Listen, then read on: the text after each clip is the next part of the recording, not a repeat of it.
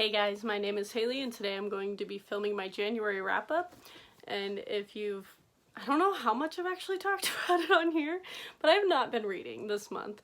And I keep hearing the joke of, oh, it was foolish of me not to account for a coup in our country, in our state capital, when I was making my Goodreads reading goals. So that's how I feel this month because we've not been the best mental health wise really because of all of the crap that's been going on, pandemic and riot wise in the United States.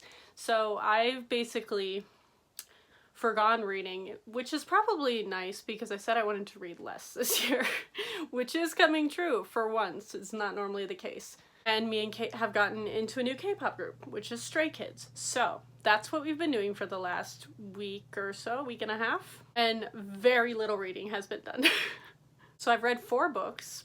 I guess I'll just mention them because I forgot to include them in my December wrap-up apparently. I read volumes 3 and volume 4 of Your Lie in April. I'm not sure I'm going to continue with this series. I do own them physically, but I'm not pulling them out of my manga shelf that's behind a bunch of things down there. So I did read these. I gave them 3 and 4 stars. They're fine, but I don't know if I'm going to go through the trouble of buying this like somewhat long series, so we'll see if I ever end up finishing it. And then the first book I finished in the year was Shadow of Night, which I was actually reading for like the first 2 weeks of the year. It took me 2 weeks to read, which I was savoring it. I do really enjoy this series. This is the sequel to A Discovery of Witches, which was on my favorite books of last year. And I did really enjoy the sequel. It is a bit slower than the first one in my personal opinion because of the change of scenery, which I won't say what it was because it's a big spoiler for the end of the first book. I do really love this series. I love Matthew and Diana. I love the Twilight vibes. And I really liked our cast of newer characters in this one. So I did read this slowly over the month, but I still really enjoyed it and gave it a 4.5 stars. I'm also currently reading The Book of Life, wherever that is. And I'm like not even halfway through it because that just explains my reading pace right now.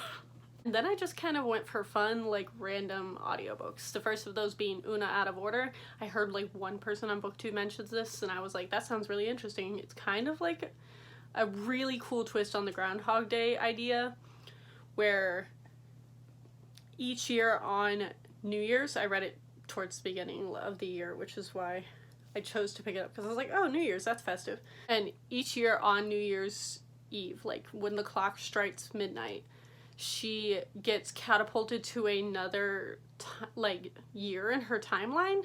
So like she will live where she is internally like 22 and then she will be externally like 57 or something like that.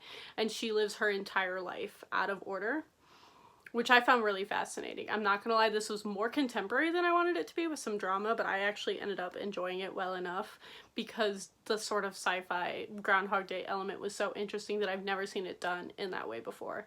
So I gave this 4 out of 5 stars. The audiobook was also excellent. I really liked the narrator. Then I picked up The Simple Wild because apparently I was in a romance mood this month. Who am I? Welcome to 2021 Haley, apparently.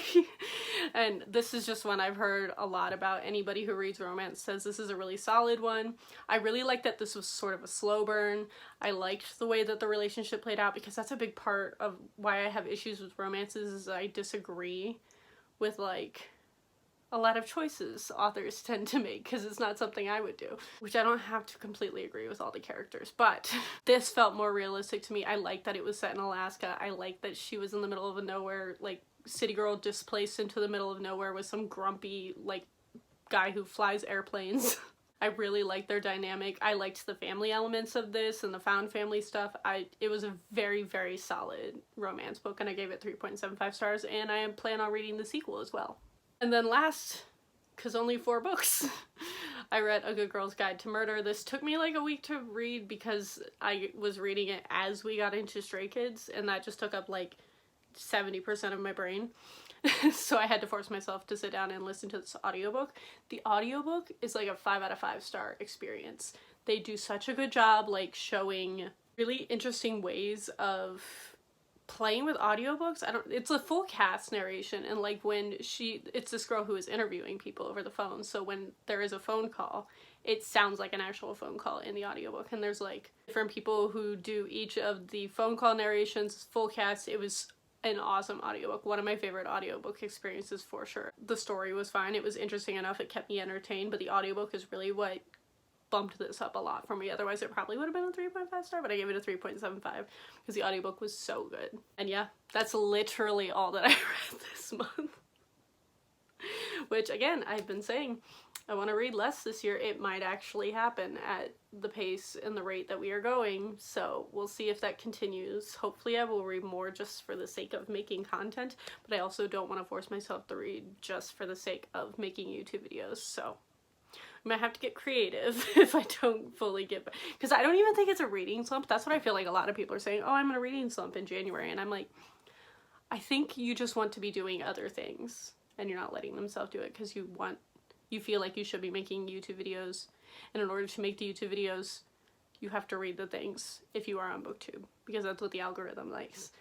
And me and Kate have been complaining about this forever, that the algorithm doesn't let you branch out and do new things because it hates it. So I do plan to still read.